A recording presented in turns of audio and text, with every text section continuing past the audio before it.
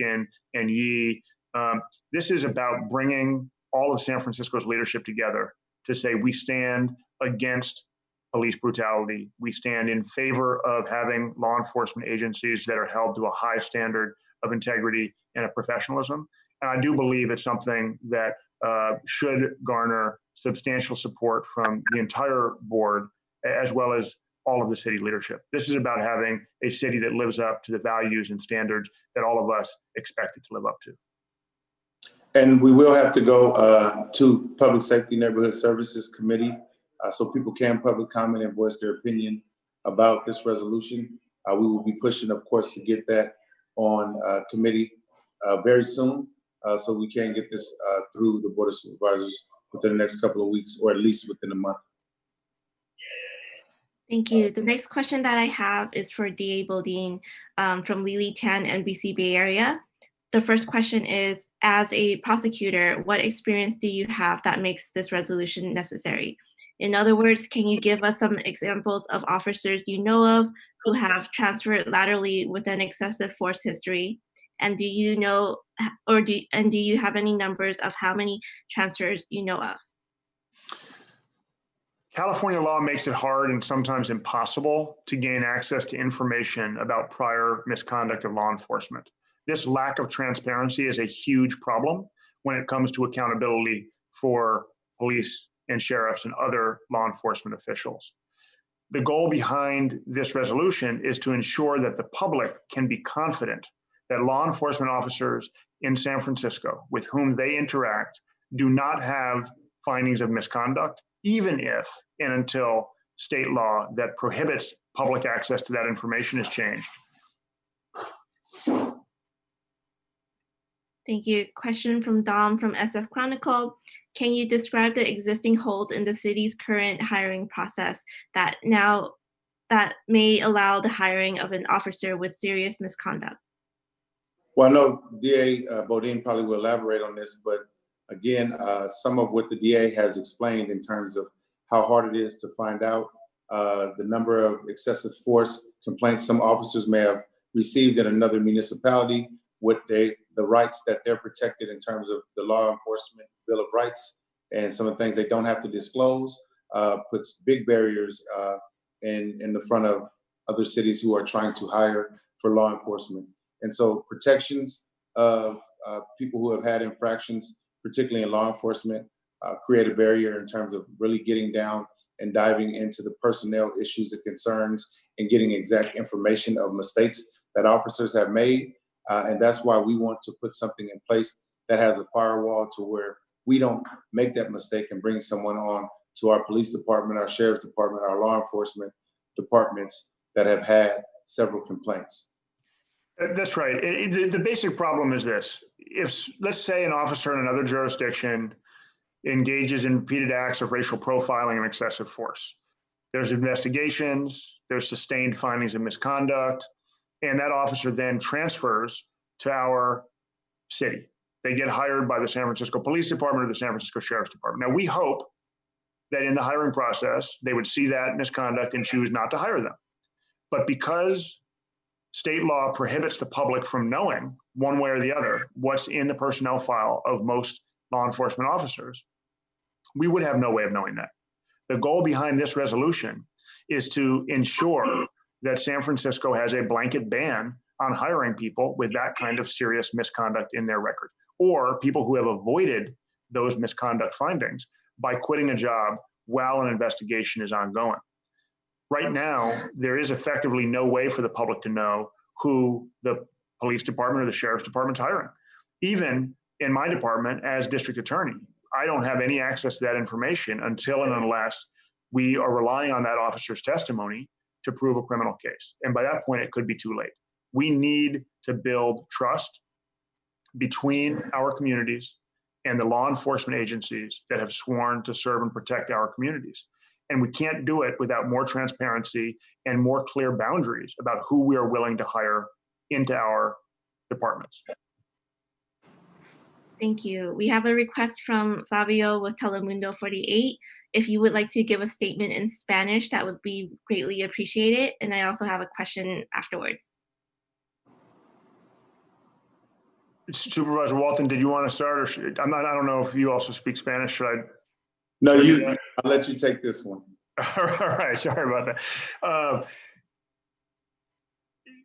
Estoy muy orgulloso de poder colaborar con el supervisor Walton y tantos otros miembros del Consejo de Supervisores hoy para anunciar una resolución para aumentar la transparencia en el proceso de contratar agentes de policía, oficiales de policía y del alguacil.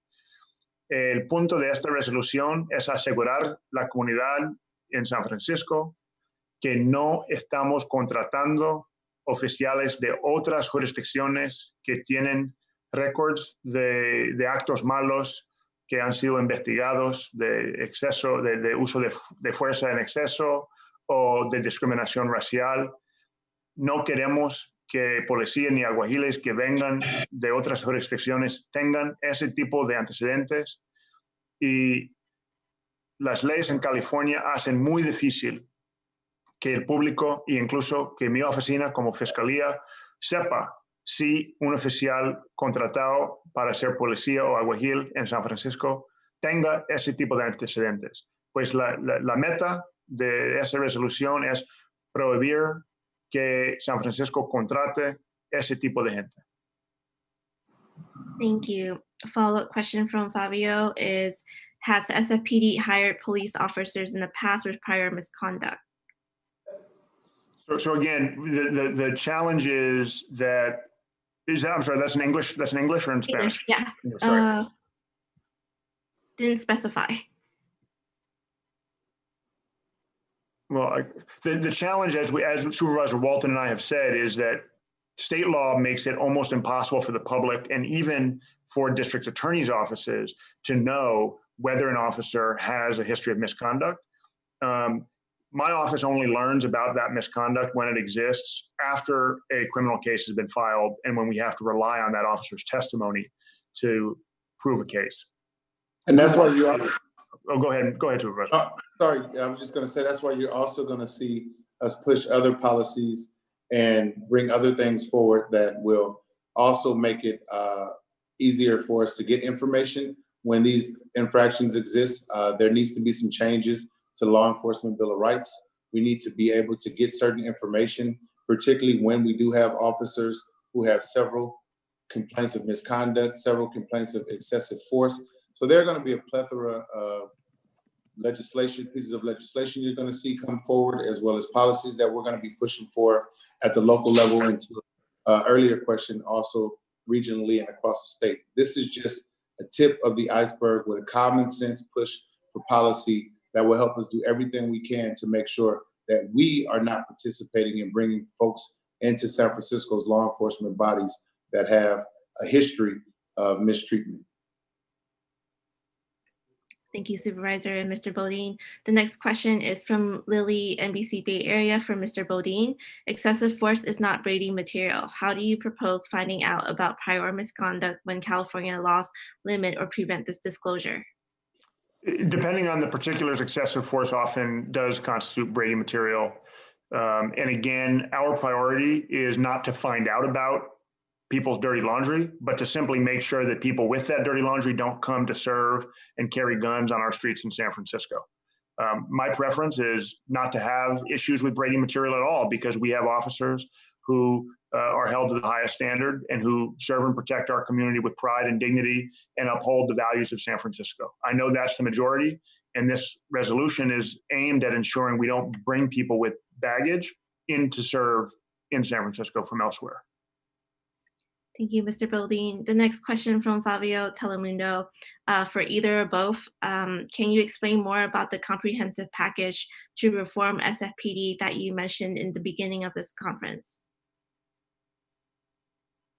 Well, thank you so much. That's a good question. Obviously, there's some recent incidents that get us to focus more on some of the things we need to do when it pertains to law enforcement and keeping people safe. I pushed a charter amendment that will provide Sheriff's Department oversight. So we are within that charter amendment for November. It sets up a Sheriff's Department oversight body, which also works to pick an office of Inspector General. And that Inspector General will take the lead on independent investigations of certain types of assaults and different things that happen to our populations who are in custody. That's one piece of more comprehensive law enforcement legislation you're going to see come forward. We're having conversations about what do we do with officers who currently have a number of excessive force complaints right now here in San Francisco. How do we handle that? And you're going to see some policies come forward to address that so that we don't end up in a situation where someone is doing something similar to what happened to George Floyd. Our goal is going to be to get all of the folks that intend to do harm, that are not trained properly, that have enough misconduct and excessive force cases to not be on our streets and not working in law enforcement, because we need to keep people safe. And that means we need to keep people safe in general and also keep people safe from mistakes from law enforcement that when people are looking out to do harm. We're also going to be having conversations about if there are cases that come before us as members of the Board of Supervisors where someone in law enforcement is found guilty and there's some type of payout, do we take the payout from that particular department instead of taking it from the city's general fund? There has to be consequences for when law enforcement mistreats people. And so those are a couple of strategies, a couple of things that we're talking about. There are going to be others that are going to be presented. We don't necessarily have that package of exact legislation that will be pushed in the future, but there are several conversations happening right now, and those are just a couple of examples. Thank you, Supervisor. The next question is from Annie Liu. She is a Bay Area resident. She wants to know what bystanders should do in these instances when they are witnessing police brutality, since pleading civility with officers doesn't work. What can civilians do in the moment without having to stand idly by? Let me just be very clear. Do not interrupt an officer in the process of making an arrest. It is dangerous. It may be criminal to do so. If you believe an officer is committing a crime or using excessive force, please document it from a safe distance. Please video record it. Please indicate to that officer that you're watching and that you don't think that level of force is necessary, but do not interfere. Do not approach. And you can certainly call 911 and report it. The vast majority of officers in San Francisco will not participate or stand by idly and watch while something happens like what happened to Mr. Floyd. But do not take it on yourself to try to interfere with an officer in the process of making an arrest. You don't know all the facts. You don't know all the context.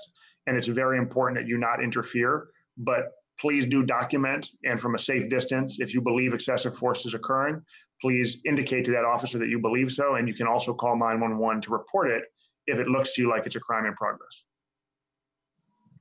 Thank you. Next question is from Samantha. What kinds of resolutions could we consider proposing that would be applicable to a citizen bystander actively witnessing excessive violence, i.e. deadly force on a non-resisting arrestee? What actions could be taken that are protected?